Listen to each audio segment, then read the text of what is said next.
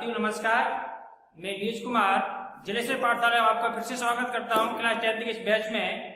पिछले वीडियो के माध्यम से हमने सीखा था मात्रा तथा लाता के बारे में और साथ ही साथ हमने सीखा था कि हम परिमेय तथा अपरिमेय संख्या में किस प्रकार का संबंध रखते हैं और इसके साथ हमने आपको सम तथा विषम संख्या, काफी संख्या के बारे में चर्चा की थी। मुझे उम्मीद है कि सारी बातें आपको समझ में भी आई होगी और मैं इस बात को गारंटी के दावे के साथ कह रहा हूं कि अगर आप अपने चैनल के माध्यम से ये चीज को समझ जाए तो गणित में आपको कभी कोई दिक्कत आए नहीं सकती। और यहाँ तक मैं आपको विश्वास दिलाना चाहूंगा कि आज के बाद आपकी गणित की समस्या धीरे धीरे कम होती आएंगी अगर आपने इस चैनल के माध्यम से चैप्टर बाय चैप्टर सारी चीजों को समझा। और आपको जब बोर्ड परीक्षा जब आपकी आएगी तब तक आप इतने परिपक्व हो जाएंगे कि मुझे उम्मीद है कि आपका परफॉर्मेंस काफी अच्छा होगा। चलिए तो इसी उम्मीद के साथ हम आगे बढ़ते हैं। आज हम सीखेंगे यूक्लिड विभाजन एल्गोरिथम तथा यूक्लिड विभाजन प्रमेय क्या होती है। ये काफी चीजें बच्चों के दिमाग में नहीं आ पाती कि प्रमेय क्या होती है और यूक्लिड विभाजन एल्गोरिथम क्या होता है। तो इसको लेकर के हम चर्चा करेंगे। तो मैंने कुछ चीजें आपके लिए नोट कर रखी है। सबसे पहले अपना रहा है यूक्लिड विभाजन प्रमेय का। यूक्लिड विभाजन प्रमेय का के लिए हम देखिए, हम जब हमारे पास दो संख्या दी होती है तो उन दो संख्याओं में हम एक छोटी संख्या बड़ी संख्या जब भाग लगाते हैं तो हम छोटी क्लासों में जो सीखा था तो भाग लगाते तो उसमें होता था कि भाज्य बराबर भाजक गुणा भागफल प्लस शेष। बस इसी चीज को आप थोड़ा सा इस रूप में देखेंगे, इसी को आप कहेंगे यूक्लिड विभाजन प्रमेय का। अर्थात दो धनात्मक पूर्णांक a तथा b दिए रहने पर ऐसी अद्वितीय पूर्ण संख्याएं विद्यमान है कि यहाँ a बराबर b क्यू प्लस r, जहाँ a आपका भाज्य होता है, b आपका भाजक और q आपका भागफल तथा r आपका क्या होता है शेषफल। चलो मैं इसको नोट भी कर देता हूँ। आपने यदि चीज को छोटी क्लासों के माध्यम से पढ़ा होगा कि भाज्य बराबर भाजक गुणा भागफल प्लस शेष या शेषफल। भाज्य बराबर भाजक गुणा भागफल प्लस शेषफल। इसी को आपको इस नाम से जाना जाता है क्या, यूक्लिड विभाजन प्रमेय का, जहां पर आपका a भाज्य, b आपका भाजक, q भागफल तथा r आपका क्या होगा शेषफल। लेकिन इसकी शर्त रहेगी कि कभी भी मान लो शेषफल होता है r का मान शून्य भी हो सकता है और शून्य से बड़ा भी हो सकता है, लेकिन कभी भी इस भाजक यानी कि b के मान यहाँ जो भी रखा हुआ भाजक से बड़ा नहीं हो सकता। अच्छा, इसके साथ आपको एक मेन नोट डाल के रखिए चाहिए q तथा r का मान शून्य भी हो सकता है। अर्थात q का मतलब भागफल और शेषफल शून्य भी हो सकता है। मैं कुछ एग्जाम्पल के माध्यम से आपको बताऊंगा ऐसे कैसे हो सकता है। अच्छा, चलिए कुछ उदाहरण लेते हैं। जैसे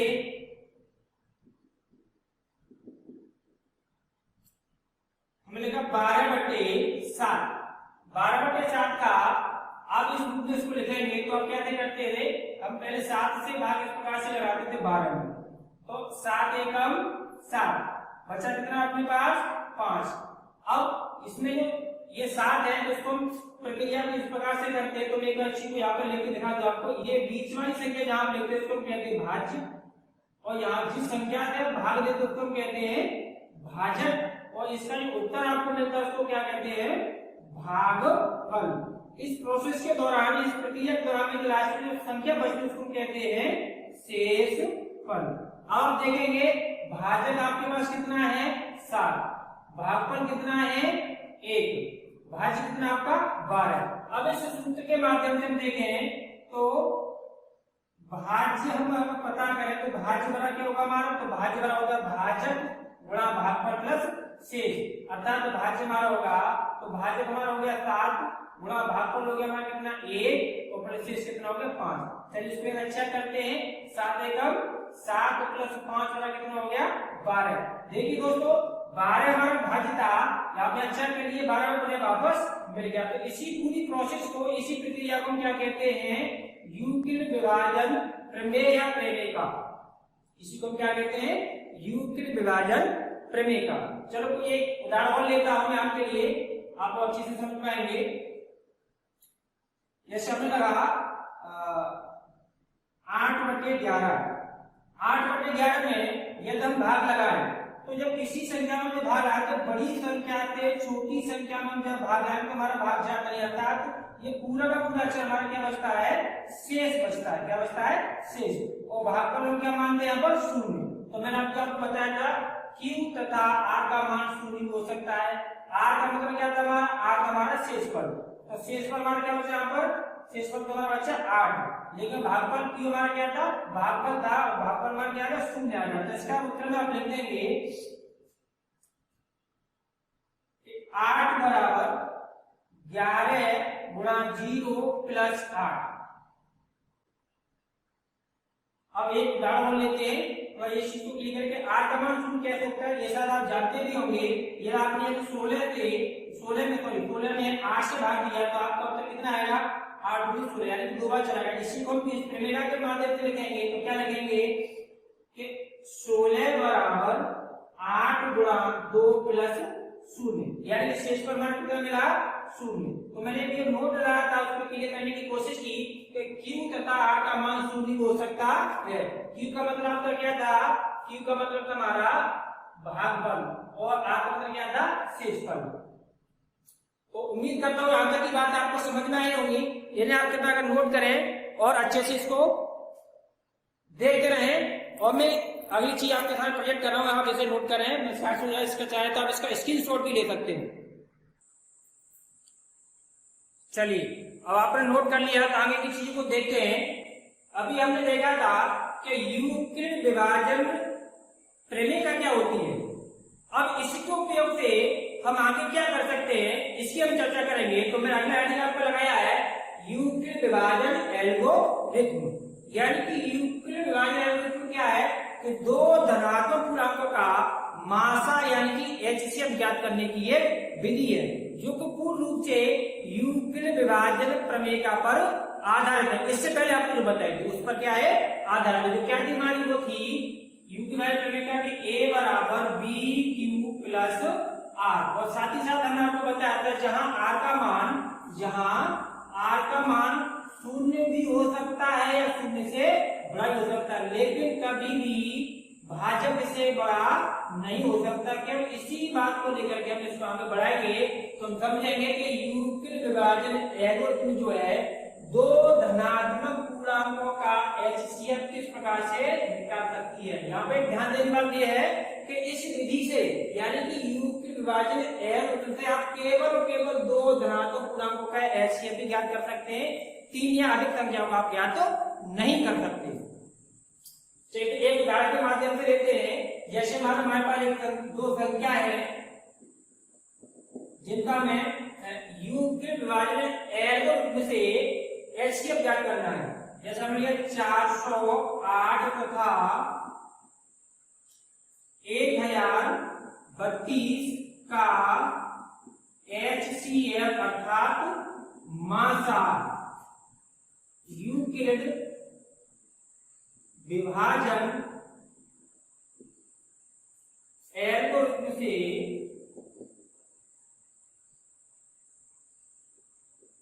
ज्ञात करें।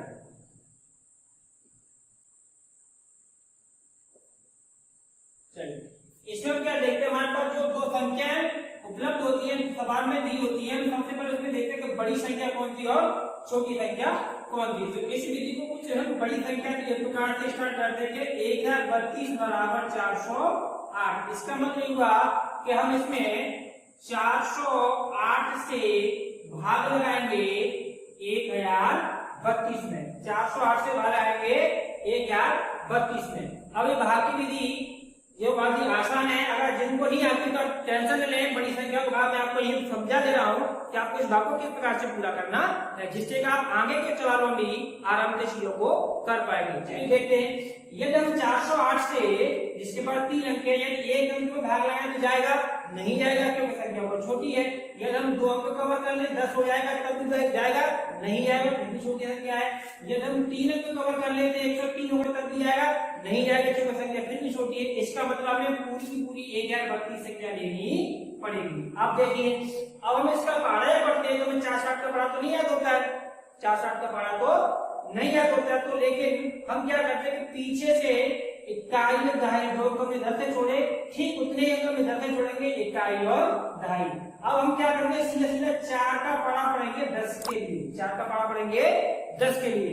अब 4 का पड़ा पड़े 10 के लिए, 4 एकम 4, 4 दूनी 8, अधिकतम 2 बार जा सकता है और 4 तिया 12 का इतना ज्यादा हो जाएगा। इसका मतलब ये तय कर लिया कि अधिकतम कितनी बार भाग जाएगा हमारा 2 बार।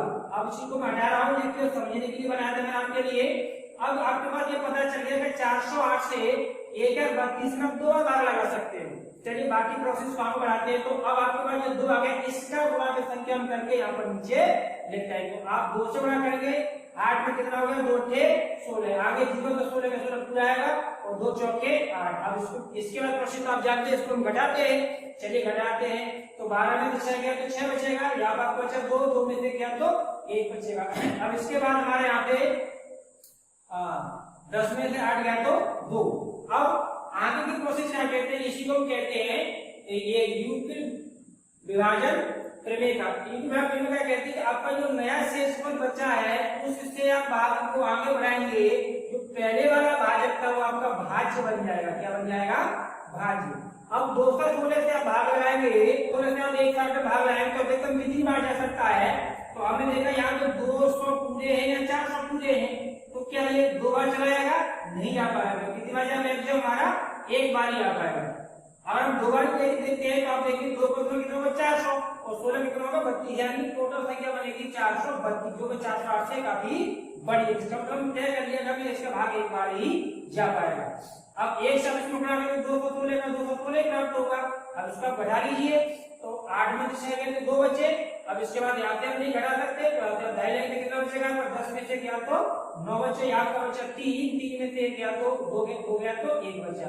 अब पहले बिल्कुल पहले की तरह क्या किया आपने, फिर से शेषफल को बना लिया क्या, भाजक, और पहले वाले भाजकों में क्या बना यहाँ पर भाज्य बना लिया, यानी कि 216। अब इसी प्रोसेस को हम आगे बढ़ाएंगे, तो 1 से 12 तक भाग आएगा तो अधिकतम 1 बार जाएगा, तो 192। इसके बाद अब इसमें आ गया 12 में से सॉरी 6 में से 2 गया तो बचा 4।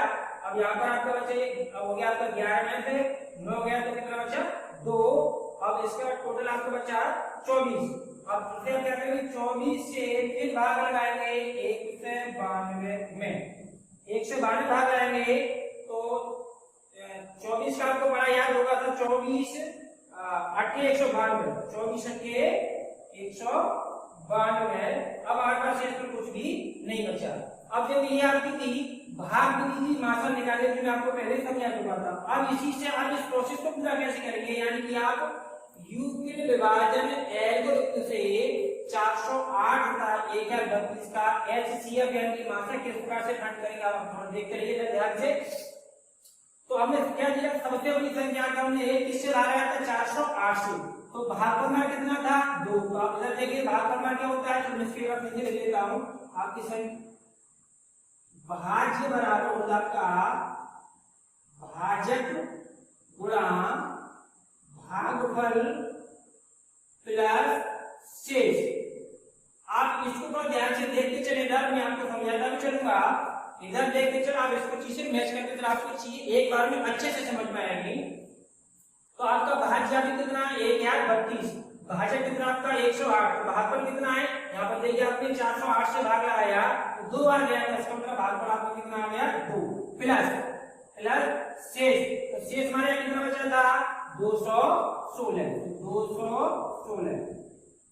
चलिए अब आगे प्रोसेस में क्या करेंगे कि 408 को पुनः आप यहाँ पर लेके आएंगे और भाग आप किसे लगाएंगे, नए वाले शेषफल से। तो 216 से आपने भाग लगाया, यहाँ पर चेक करते हैं इस स्टेप को पूरा कर चुके हैं। अब आप आगे इस बाजू पर, अब आप यहाँ पे इस पर देख सकते हैं कि 408 में भाग किससे लगाया 216 से। देखिए 408 में भाग लगाएंगे 16 से, भागफल कितना आया, तो हमारा भागफल आया 1। कितना आया 1 प्लस। अब इसके बाद हमारे पास शेषफल क्या बचा 192। कितना बचा 192।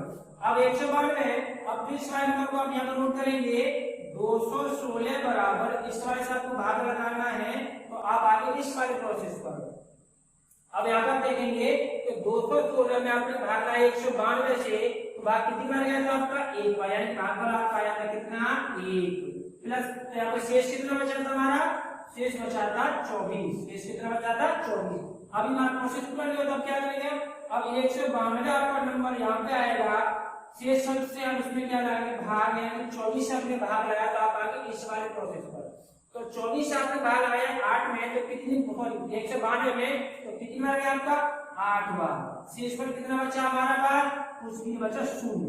अब यहाँ तक आपको ध्यान देने वाली बात ये होगी कि जैसे ये प्रोसेस आपका तो 0 होता है, यानी कि शेषफल आपको 0 प्राप्त हो जाए, शेषफल क्या प्राप्त हो जाए 0, तो आपका प्रोसेस मान पूरा हो गया। तो ये वाला एक नंबर होता है जिसको क्या कहते हैं, भाजक, लिखा होता है। तो भाजक इस विधि का अंतिम भाजक इस दो संख्या पर क्या कहलाएगा, हमारा मासाएं कैसे कहलाएगा, तो हम लिखेंगे अतः 408 तथा 1032 का मासा बराबर कितना हो गया 24। लेकिन दोस्तों यहाँ पर ध्यान देने वाली बात ये होगी कि 24 जो है केवल इन दो अंकों का मासा नहीं कहलाएगा, ये 24। चलिए तो यहाँ से आगे हम देखते हैं आपकी एनसीईआरटी बुक की पहले एक्सरसाइज प्रश्नावली 1.1 का पहला प्रश्न है, जिसमें मैं थोड़ा इसको शॉर्ट करके लिखा है, यूक्लिड विभाजन एलोरिथ्म से एचसीएफ ज्ञात कीजिए। एचसीएफ मतलब मासा ज्ञात कीजिए। क्या पूछा गया नाम है, मासा ज्ञात कीजिए। अब हमारे पास में 3 प्रश्न है, 135 और 225 का मासा, 196 और 220 का मासा, 867 255 का मासा। अब इनको हम एक एक करके बारी बारी से हल करेंगे। आप ध्यान से उसको देखने की कोशिश करें और मैं आपसे उम्मीद करूंगा कि आप प्लीज समझते वक्त पेन को ना चलाएं। पहले आप चीज को अच्छे से समझ लें, जब आप इसको क्लियर कर लेंगे तो मैं आपको स्क्रीनशॉट देने का मौका दूंगा। आप वहां से स्क्रीनशॉट करके रखें या वीडियो को बीच में रोक करके इसको नोट करें, तब आगे बढ़े। यानी मैं कहने का मतलब जब तक मैं आपको यहाँ पर समझाऊंगा बोर्ड पर, आप पूरा ध्यान अपना इधर ही लगाएंगे तो आपको चीजें बेहतर रहेंगी, अच्छी ही समझ में आएंगी। चलिए फिर नोट कर शुरू करते हैं। पहला प्रश्न आ रहा, तो पहले का हम हल डालते हैं 135 और 225 का मासा किस विधि के, यूक्लिड विभाजन एल्गोरिथ्म से। तो हमने आपको पिछली बार बताया था, एक गाड़ी लिया था कि हम 2 नंबर को पहले ये तय करते कौन सा नंबर छोटा कौन सा बड़ा है।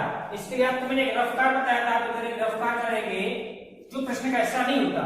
यहाँ पे जो लिखेंगे हम प्रश्न कैसा होगा, यहाँ पे जो लिखूंगा रफ्तार होगा। तो पहले मैं आपको रफ बता रहा हूँ, लिखना होता हम हमेशा छोटी संख्या से बड़ी संख्या में क्या लगाते हैं, भाग लगाते हैं। तो हमारे पास छोटी संख्या 135 और हमें भाग लगाना है 225 में। चलिए अब 135 का बड़ा तो हमें आता नहीं, तो हम क्या करेंगे, वैसे आप यहाँ पे थोड़ा सोच भी सकते हैं 135 का 225 में अगर 2 बार भाग लगाएंगे, वैसे 1 बार लाएंगे तो आपको लगा इससे छोटा ही रहेगा। 2 बार भी सोचेंगे तो हम यहाँ पे एक दोगुना करके देख लेंगे, 100 को दोगुना 200 हो जाएगा, 35 दूना 70, यानी कि आपका नंबर बना 270, जो कि इस 225 से काफी बड़ा है। इसका मतलब हम यहाँ पर तय कर चुके हैं कि आप हमारा भाग अधिकतम कितनी बार जा सकता है, केवल 1 बार ही आ पाएगा। तो 135 अपने भाग दिया एक बार में, तो 135 से कम 135। चलिए अब इसको घटाते हैं, तो 5 और 5 गया तो अपना 0, यहाँ 2 में चली जाए तो 12 में से 3 गया तो 9। अब हमारे पास यहाँ कितना बचा, 1 में का कुछ बचा। अब मैं आपको पहले बताया था क्या करते हैं, जो शेषफल बचता है उसको बनाते हैं भाजक और पहले वाले भाजक को बनाते हैं हम भाज्य। अब 90 का भाग लाएंगे 135 से, 90 तो एक्स होता है, 2 बार तो जा नहीं सकता है। अभी अधिकतम कितनी बार चला जाएगा, ये भी 1 बार ही जाएगा। तो 90 कम 90। अब यहाँ पर आपका शेष बचेगा, तो बचेगा आपको कितना 45। अब 45 को पुनः हम क्या बनाएंगे, अपना भाजक, और 90 को क्या बनाएंगे, अपना भाज्य। ये वाला 90 आपने यहाँ पे नोट कर लिया। अब 45 से भाग लाएंगे 90 में, अधिकतम कितनी बार जाएगा, 45 दूनी 90, 45 दूनी 90। अब शेष हमारे पास क्या बचा, कुछ भी नहीं, यानी कि 0 बचा। चलिए अब इस पूरी भाग विधि से जो मासा निकालने का प्रोसेस था, जब आपको हम पहले बताए थे, उसको हम यहाँ पर यूक्लिड विभाजन एलोरिथ्म किस प्रकार से लिखते हैं। तो हम सबसे पहले नोट करते हैं बड़ा वाला नंबर, यानी कि बड़ी संख्या 225। अब आप यहाँ पर ध्यान रखें इस वाले स्टेप पर, तो 225 में आपने भागा 135, तो भाजक कौन हुआ हमारा 135। तो 135 हमारा भाजक गुणा भागफल, भागफल कितना हमारा यहाँ पर 1, तो आप 1 को नोट करेंगे, प्लस शेषफल होता है तो शेषफल कितना हमारा यहाँ पर 90, तो आपने लिया यहाँ पर 90। अब ध्यान रखेंगे आप ये वाली संख्या आपको कहां पर है कि यहाँ पर 135 बराबर इस 90 से आप लगा रहे हैं भाग, तो देखिए आपका दूसरा स्टेप किया गया, यानी कि आपने 135 में 90 से भाग लगाया तो अधिकतम भाग कितनी बार गया आपका 1 बार गया, तो 1 बार प्लस शेष कितना बचा आपका यहाँ से देखिए कितना बचा आपका ना 45, कितना बना 45। अब ये 90 आपका यहाँ पे आ जाएगा, अगला शेषफल आपका क्या बन जाएगा भाजक गुणा। आपने देखा अब आप आगे इस वाले स्टेप पर, यानी कि आपने 90 में भाग लगाया 45 से, 90 भाग लगाया 45 से, कितनी बार गया अधिकतम आपका 2 बार गया, शेषफल कितना बचा 0।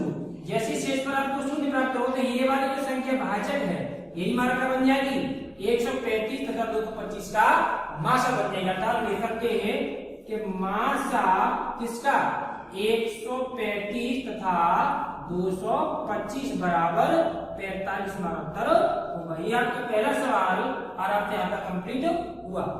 अब आप इसी को नोट करें आराम से, इसके बाद मैं आपको थोड़ा साइड से हो जाता हूँ, आप इसका स्क्रीनशॉट ले लें और मैं इसके बाद आपका अगला सवाल लेता हूँ।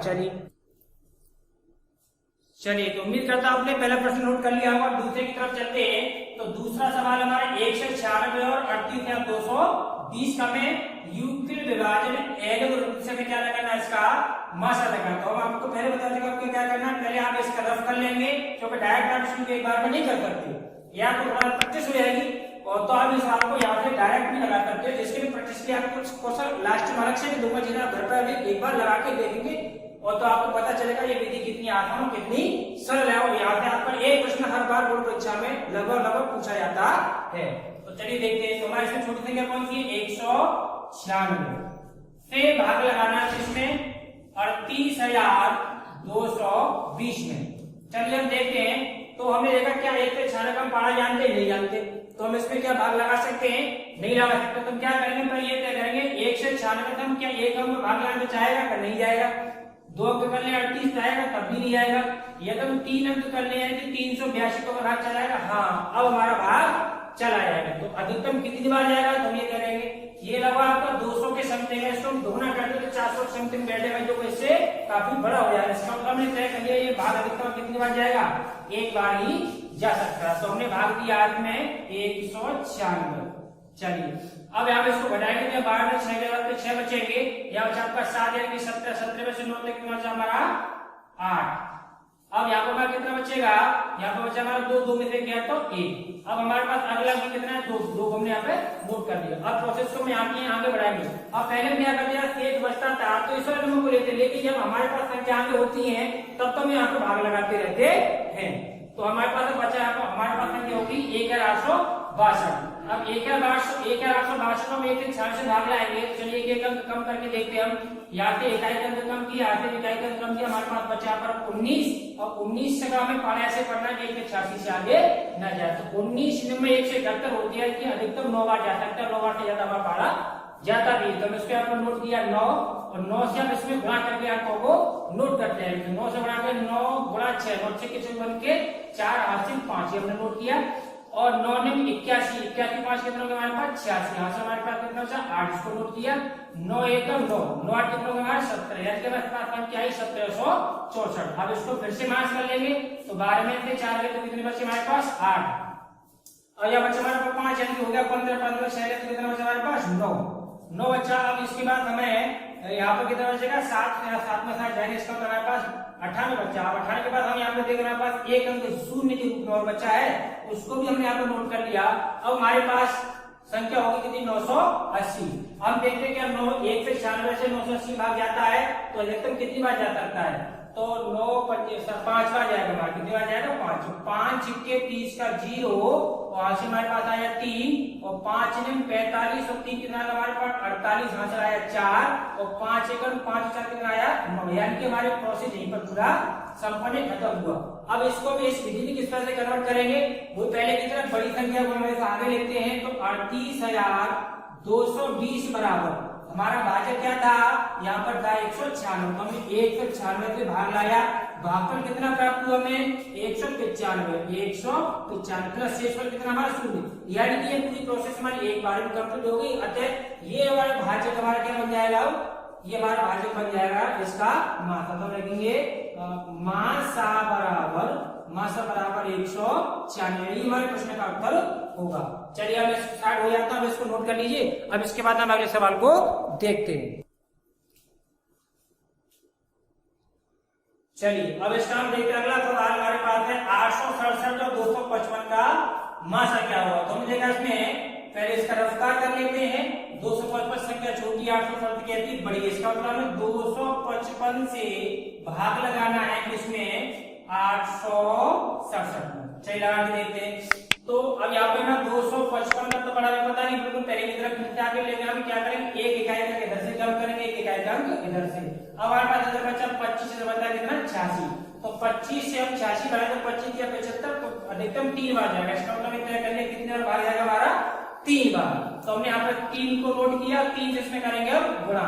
तो 3 गुणा 5 15 के 5 यहाँ से फिर हमारा बचेगा 1, और 3 गुणा 5 15 कितना हमारे पास 16, यहाँ से फिर से 1, और 3 दूनी 6 कितना हो गया 7, यानी कि टोटल है 765। चलिए अब इसको घटाते हैं। तो 7 और 5 के हमारे पास बचा 2, 6 में 6 के बचा 0, और यहाँ 8 में से 7 के तो बचा हमारे पास 1। अब देखो हमारी पहले सिचुएशन फिर से तैयार हो गई। यहाँ पर जो शेष में बच्चा हमारे पास आगे नंबर डी, तो क्या करेंगे, इसी को क्या बना लेंगे, अगला हम इसका भाजक बना लेंगे, और हमारा भाज्य होगा कितना, 255। अब 102 से 255 हम भाग देंगे, अधिकतम कितनी बार जा सकता है, 100 दूनी 200, और 2 2 कितना है 4, यानी कि 204। इससे बड़ा हम इसमें भाजक संख्या को भाग नहीं दे सकते। तो हमने यहाँ पर दिया अधिकतम 2 बार, तो 2 का मतलब कितना, 2 2 4, 2 1 2, यानी कि 204। अब बढ़ाएंगे तो 5 में 4 गया कितना बचा, 1, 5 0 गया तो हमारा कितना बचा 5। यहाँ तो कुछ बचा नहीं, इसका मतलब ये शेष पर फिर से बन गया भाजक, और अगला भाजक जो था वो हमारे यहाँ पर बन गया भाज्य। अब 51 दूनी कितना हो गया आपका, 102। चलिए अब इसको कन्वर्ट करते हैं यूक्लिड विभाजन एलोगरिथम में। तो सबसे पहले बताया था आपको क्या करेंगे, सबसे बड़ी संख्या लिखते हैं तो 867। 867 में आपने भाग लगाया था किससे, 255 से। 255 से तो कितनी बार गया था आपका भाग, 3 बार। तो भाग पर प्लस शेष कितना बचा था हमारे पास, 102। अब ठीक इसी नंबर को हम यहाँ पर लाएंगे 255 बराबर, तो 255 में आपने भाग लगाया था किससे, 102 से। तो 102 कितनी बार गया था, अधिकतम 2 बार गया था। शेष कितना बचा था हमारे पास, 51, यानी कि 51 बचा था। फिर से हम 102 को लाएंगे यहाँ पर, तो 102, तो 102 में आपने भाग किससे लगाया था, 51 से। इस बार 51 से, 51 कितनी बार भाग गया था हमारा, 2 बार। तो हमने यहाँ नोट किया 2। शेष पर हमारे पास कितना बचा, 0। कितना बचा, 0। जैसे आपको शेष पर 0 मिला, तो हमारी प्रोसेस क्या होगा, कंप्लीट हो जाता है। और इस वाली संख्या को क्या कहते हैं, इसको मासा कहते हैं। लिखेंगे अतः मासा इसका 867 तथा 255 बराबर कितना आ गया हमारा, 51, यानी कि 51। ये आपको होगा तीसरा सवाल। चलिए आप इससे भी नोट करिए, इसके बाद हम आगे प्रश्नों की चर्चा करते हैं। जैसा कि मैंने आपसे कहा था कि आप ये 3 प्रश्न हमने किए। अब मैं आपको कुछ होमवर्क के रूप में 2-3 सवाल दे रहा हूँ, जिनको आपको सेम इसी विधि से हल करना। तो आपके लिए होमवर्क में क्वेश्चन नोट किया मैंने, यूक्लिड विभाजन एल्गोरिथम से निम्न का एचसीएफ निकालिए। तो आपके 3 सवाल आपने पेन डाउन करें, नोट कर लें। 405 और 2520 का एचसीएफ आपको इस विधि से निकालना है। 504 और 1180 का आपको एचसीएफ इस विधि से निकालना है। 960 और 1575 का एचसीएफ आपको इसी विधि से निकालना है। आप देखते हैं आपने कितना सीखा, और उम्मीद करते हैं आपको हमारी वीडियो अच्छी लगी होगी। और आपको अच्छी लगी तो प्लीज इस चैनल को सब्सक्राइब करें और अधिक से अधिक शेयर करें, और हो सके तो आप जितने अपने दोस्तों से शेयर करके उनको जोड़ें, क्योंकि लॉकडाउन का समय है तो लोग इसको अधिक से अधिक फायदा इसका ले सके। इससे क्योंकि आपके यहाँ पर कोई चार्ज नहीं लिया जा रहा है। आपको सारी धीरे धीरे आपको अगर चीज आप आगे बढ़ाते रहेंगे तो आपको अन्य सब्जेक्टों के बारे में भी यहाँ पर अन्य अध्यापकों के माध्यम से पढ़ाई का प्रावधान किया जाएगा।